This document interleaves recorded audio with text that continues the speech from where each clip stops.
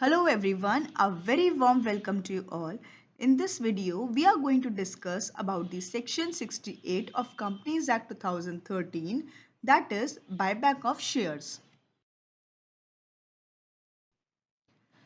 Now, Section 68, subsection 1 says that notwithstanding anything contained in this act but subject to the provisions of subsection 2 means किसी भी act में या किसी भी section में कुछ भी मेंशन होगा सेक्शन 68 उसको ओवरराइड करेगा बट बायबैक तभी पॉसिबल है जब सबसेक्शन 2 फॉलो हो जाएगा. So, a company may purchase its own shares or other specified securities hereinafter referred to as buyback out of its free reserves, the securities premium account, or the proceeds of the issue of any shares or other specified securities. Means company buyback कर सकती है but buyback तभी possible है जब sub section 2 follow हो जाएगा and company buyback करने के लिए जो फंड्स यूज करेगी वो कर सकती है अपने फ्री रिजर्व्स का फंड्स या सिक्योरिटीज प्रीमियम अकाउंट का फंड्स या फिर कंपनी ने कोई शेयर्स इशू कर रखे हो उसके जो प्रोसीड्स है या उससे जो मनी आया हो उसको यूज करके कंपनी बायबैक कर सकती है. Provided that no buyback of any kind of shares or specified securities shall be made out of the proceeds of an earlier issue of the same kind of shares or securities. Means company buyback shares को issue करके उनके funds को use करके कर सकती है but same kind of shares वो नहीं होने चाहिए. मीन्स अगर कंपनी ने इक्विटी शेयर्स को इशू किया हुआ है तो इक्विटी शेयर्स के फंड्स को यूज करके जो उन शेयर्स को इशू करके जो फंड्स आए हैं उनको यूज करके कंपनी इक्विटी का बायबैक नहीं कर सकती है. Same as with preference shares, अगर कंपनी ने प्रेफरेंस शेयर्स को इशू किया है तो उसके प्रोसीड्स को यूज करके कंपनी प्रेफरेंस शेयर्स का बायबैक नहीं कर सकती है. मीन्स अगर इक्विटी कोई इशू किया है तो उन फंड से प्रेफरेंस का बायबैक हो सकता है एंड अगर प्रेफरेंस को इशू किया है तो उनके प्रोसीड्स को यूज करके इक्विटी का बायबैक हो सकता है. Section 68 subsection 2 says that no company shall purchase its own shares or other specified securities under subsection 1 unless the buyback is authorized by its articles. Means company buyback कब कर सकती है जब उसके आर्टिकल्स में इस चीज का ऑथराइजेशन हो. अगर नहीं है तो कंपनी अपने आर्टिकल्स को अमेंड भी कर सकती है. Next, a special resolution has been passed at a general meeting of the company authorizing the buyback. Means किसी भी buyback को करने के लिए कंपनी को अपनी जनरल मीटिंग में स्पेशल रेजोल्यूशन पास करना पड़ता है.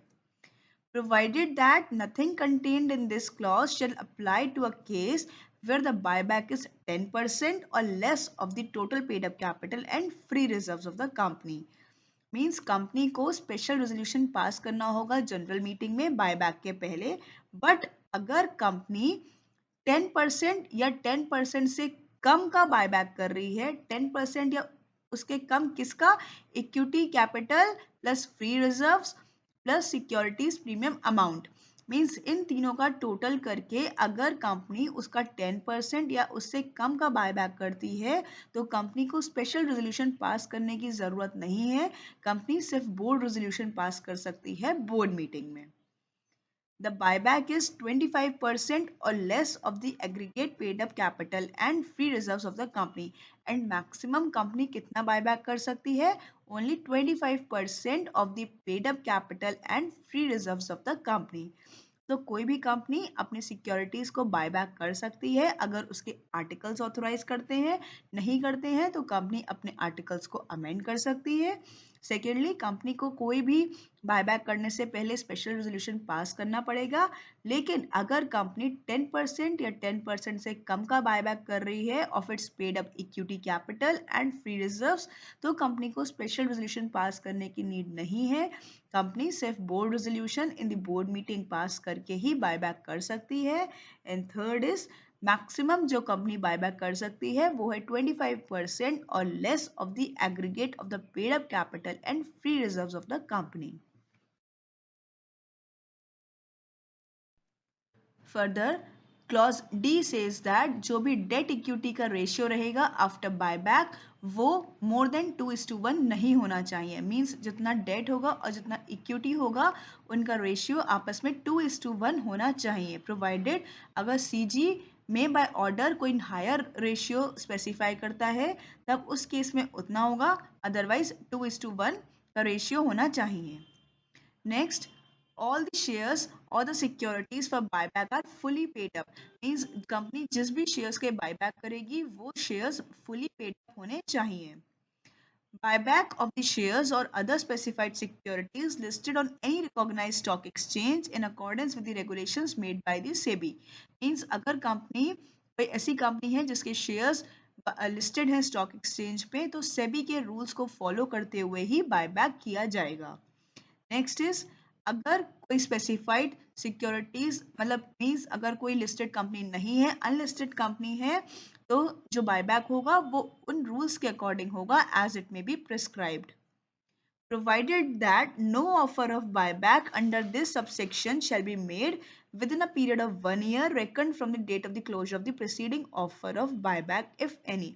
मीन्स कंपनी अगर आज बायबैक कर रही है तो नेक्स्ट बायबैक करने के लिए उसको 1 साल का वेट करना होगा। मीन्स कंपनी के दो बायबैक के बीच में एटलीस्ट 365 डेज का गैप होना मैंडेटरी है। Now, subsection 3 says that notice of the meeting at which the special resolution is proposed to be passed under clause B of subsection 2 shall be accompanied by an explanatory statement. Means अगर company को special resolution pass करने की need पड़ती है, means अगर company 10% से ज़्यादा but 25% से कम का बायबैक कर रही है तो उसको स्पेशल रेजोल्यूशन पास करने की नीड पड़ती है। अब क्योंकि बायबैक एक स्पेशल बिजनेस है, ये एक ऑर्डिनरी बिजनेस नहीं है, तो जब भी हम जनरल मीटिंग के लिए नोटिस इशू करेंगे तो उसके साथ एक एक्सप्लेनेटरी स्टेटमेंट लगता है। तो इस एक्सप्लेनेटरी स्टेटमेंट में कुछ चीज़ें हैं जो मेंशन होनी चाहिए। First is full and complete disclosure of all material facts. Means buyback के रिगार्डिंग जो भी कंप्लीट डिस्क्लोजर्स हैं वो मेंशन होंगे उस एक्सप्लेनेटरी स्टेटमेंट में, like regarding the date of buyback, closure of buyback, या कितने प्राइस पे हो रहा है, क्या प्राइस बैंड है, etcetera. Next is necessity for the buyback. Means buyback company क्यों करना चाहती है, उसका क्या रीजन है, वो भी एक्सप्लेनेटरी स्टेटमेंट में मेंशन करना पड़ेगा। Third is class of the shares or securities intended to be purchased under the buyback. Means कौन सी क्लास की सिक्योरिटीज यानी इक्विटी या प्रेफरेंस क्या बायबैक हो रहा है वो मेंशन होगा। Next amount to be invested under the buyback, और कितना अमाउंट कंपनी इन्वेस्ट करेगी फॉर बायबैक वो मेंशन होगा। अमाउंट यहाँ पे मीन्स कंपनी कितने अमाउंट पे बायबैक कर रही है, मीन्स कितना पर शेयर का अमाउंट पे करेगी फॉर बायबैक, एंड कितना एग्रीगेट अमाउंट कंपनी बायबैक करेगी, मीन कितने एग्रीगेट अमाउंट कंपनी पे करेगी for the buyback of shares. Next time limit for completion of buyback, और बायबैक को कंप्लीट करने के लिए कितना टाइम लिमिट रहेगा वो भी मेंशन करना होगा। अब टाइम लिमिट कितना होना चाहिए ये मेंशन है सबसेक्शन 4 में। So, subsection 4 says that every buyback shall be completed within a period of 1 year from the date of passing of the special resolution, or as the case may be the resolution passed by the board under clause B of subsection 2. Means अगर company board resolution pass कर रही है, यानी अगर 10% से कम का buyback कर रही है, या कंपनी स्पेशल रेजोल्यूशन पास कर रही है, मीन्स अगर 10 से ज़्यादा बट 25 से कम का बायबैक कर रही है, एज द केस में भी, चाहे बोर्ड रेजोल्यूशन पास हो रहा हो या स्पेशल रेजोल्यूशन, उस डेट से जिस डेट पर रेजोल्यूशन पास किया जा रहा है उस डेट से with in a year, means 1 साल के अंदर अंदर कंपनी को बायबैक कंप्लीट करना पड़ेगा। Section 68 subsection 5 says about the methods of buyback. Means company कहाँ कहाँ से buyback कर सकती है। First is from the existing shareholders or security holders on a proportionate basis. तो जो कंपनी के existing shareholders हैं कंपनी उनसे buyback कर सकती है। ये क्या हुआ, ये हुआ reciprocate of right issue। Right issue में कंपनी अपने एग्जिस्टिंग शेयर होल्डर्स को शेयर्स इशू करती है एंड बाय बैक में अपने एग्जिस्टिंग शेयर होल्डर्स से शेयर्स को वापस लेती है. Next is from the open market, and the last is by purchasing the securities issued to the employees of the company pursuant to a scheme of stock option or sweat equity. Means जो employees को अगर company ने कोई shares issue कर रखे हैं under the ESOP scheme और दी sweat equity shares जो कंपनी के एम्प्लॉयज को इशू किए जाते हैं. स्वेट इक्विटी शेयर्स उन एम्प्लॉयज को दिए जाते हैं जो कंपनी में कुछ अच्छा करे हुए होते हैं. मीन्स जिन्होंने कंपनी के लिए कुछ अच्छा प्रोवाइड किया हुआ होता है, कोई टेक्निकल नो हाउ या एनीथिंग. और ईसॉप स्कीम उनको दी जाती है. ईसॉप में शेयर्स उन एम्प्लॉयज को दिए जाते हैं जिनको कंपनी चाहती है कि वो कंपनी को छोड़कर ना जाएं. मींस उनसे एम्प्लॉयज उन एम्प्लॉयज से कंपनी को उम्मीद होती है कि ये फ्यूचर में कुछ अच्छा कर सकते हैं. अब स्वेट इक्विटी शेयर्स और ईसॉप शेयर्स का एक वेस्टिंग पीरियड या लॉक इन पीरियड होता है. अब कंपनी को पता होता है कि ये लॉक इन पीरियड खत्म होने के बाद एम्प्लॉयज अपने शेयर्स को मार्केट में बेच सकते हैं. अब जब एम्प्लॉयज अपने शेयर्स को बेचेंगे तो मार्केट में सप्लाई बढ़ जाएगी और उस वजह से जो कंपनी के शेयर्स हैं उनकी वैल्यू गिर जाती है. तो कंपनी क्या करती है, कंपनी जब उनका लॉक इन पीरियड खत्म होने वाला होता है तो कंपनी अपने एम्प्लॉय से बायबैक कर देती है. मींस ये एक कंपनी ये बोल देती है कि कंपनी अब बायबैक करने जा रही है ताकि जो एम्प्लॉयज हैं वो मार्केट में सेल ना करके अपने शेयर्स को वापस कंपनी को ही दे दें. तो इससे कंपनी का जो शेयर प्राइस है वो फॉल होने से बच जाता है. Section 68, subsection 6 says about the declaration of solvency. Now in simple words, declaration of solvency कौन देता है? ये देती है कंपनी के बोर्ड ऑफ डायरेक्टर्स. इसको कौन साइन करेगा? 2 directors and out of 2 at least 1 managing director if there is any. But अगर कंपनी में कोई मैनेजिंग डायरेक्टर नहीं है तो कोई भी 2 डायरेक्टर्स उस डिक्लेरेशन ऑफ सॉल्वेंसी को साइन करते हैं. अब डिक्लेरेशन ऑफ सॉल्वेंसी में क्या लिखा जाता है? ये एक सपोर्टिव एफिडेविट होता है जिसमें कंपनी ये लिखती है कि इस डिक्लेरेशन ऑफ सॉल्वेंसी की डेट से लेकर नेक्स्ट 1 ईयर तक हमारी कंपनी इंसॉल्वेंट नहीं होगी. मींस कंपनी ने पूरी इंक्वायरी की है into the affairs of the company, जिसकी वजह से कंपनी ये एफिडेविट देती है कि नेक्स्ट 1 ईयर तक कंपनी इंसॉल्वेंट नहीं होगी. डिक्लेरेशन ऑफ सॉल्वेंसी किसको दी जाती है? आरओसी को. बट अगर आपकी कंपनी लिस्टेड कंपनी है तो डिक्लेरेशन ऑफ सॉल्वेंसी फाइल होगी टू सेबी.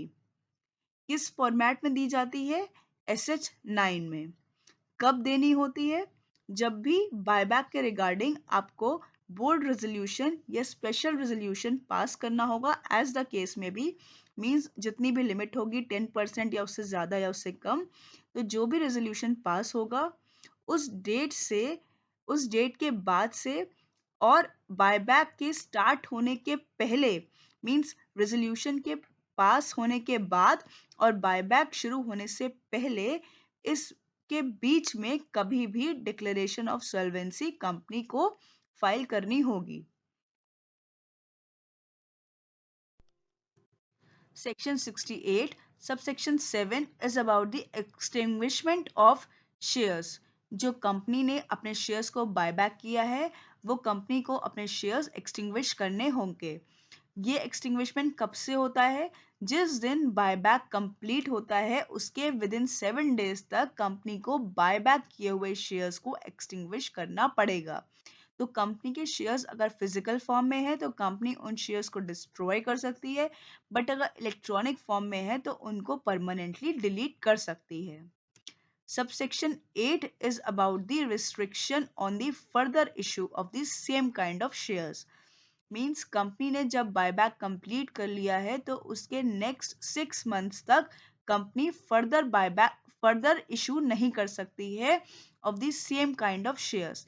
मीन्स अगर इक्विटी शेयर्स का बायबैक हुआ है तो प्रेफरेंस शेयर्स इशू कर सकती है. अगर प्रेफरेंस शेयर्स का बायबैक हुआ है तो इक्विटी इशू कर सकती है. बट 6 मंथ्स तक सेम काइंड के शेयर्स कंपनी इशू नहीं कर सकती है। बट इसके कुछ एक्सेप्शंस हैं जिसमें कंपनी विद इन 6 मंथ्स भी शेयर्स को इशू कर सकती है। फर्स्ट इज बोनस इशू, जिसमें कंपनी अपने एम्प्लॉयज को फ्री में शेयर्स इशू करती है। नेक्स्ट ईसॉप, जिसमें अच्छे एम्प्लॉयज को रोकने के लिए कंपनी शेयर्स को इशू करती है। स्वेट इक्विटी शेयर्स, ये भी जो अपने एम्प्लॉयज को इशू किए जाते हैं at free of cost. Next, outstanding convertible debentures, outstanding convertible preference shares या outstanding convertible warrants. ये वारंट्स वो होते हैं जिनको बाद में कंपनी कन्वर्ट करवा सकती है इनटू शेयर्स, मींस जिनको इशू किए जाते हैं वो करवा सकते हैं कन्वर्ट इनटू शेयर्स। तो कंपनी विद इन 6 मंथ्स तक फर्दर इशू नहीं ला सकती है except these exceptions. Next is about the register. तो कंपनी जब बायबैक करती है तो उसको एक रजिस्टर मेंटेन करना होता है इन फॉर्म SH10, जिसमें कंपनी ने जो भी कंसिडरेशन पे किया है या जो भी शेयर्स जो भी डेट थी कैंसिलेशन ऑफ शेयर्स की या डेट ऑफ एक्सटिंग्विशमेंट या फिजिकली डिस्ट्रॉइंग द शेयर्स, उसमें सब कुछ मेंशन किया जाता है जैसा प्रिस्क्राइब किया गया हो। Subsection 10 is about the return to ROC. Now, जब कंपनी का बायबैक खत्म हो जाएगा तो उसकी एक रिटर्न जाती है in form SH11 within 30 days of completion of buyback as may be prescribed. Means जब बायबैक कंप्लीट हो जाएगा तो उसके विद इन 30 डेज कंपनी को एक रिटर्न फाइल करनी होगी in form SH11 to ROC, और अगर कंपनी लिस्टेड है तो फिर ये रिटर्न जाएगी टू सेबी। बट अगर कंपनी लिस्टेड नहीं है तो कंपनी को सेबी को रिटर्न फाइल करने की कोई नीड नहीं है। नेक्स्ट, सबसेक्शन 11 बात करता है अबाउट द पनिशमेंट। मीन्स अगर ये सेक्शन 68 के कोई भी प्रोविजंस कंप्लाई नहीं होते हैं तो कंपनी के ऊपर भी पेनल्टी है, ऑफिसर इन डिफॉल्ट के ऊपर भी पेनल्टी है। तो कंपनी के ऊपर भी 1 से 3 लाख की पेनल्टी है एंड ऑफिसर इन डिफॉल्ट पे भी 1 से 3 लाख तक की पेनल्टी है। Thank you so much, stay tuned for further videos.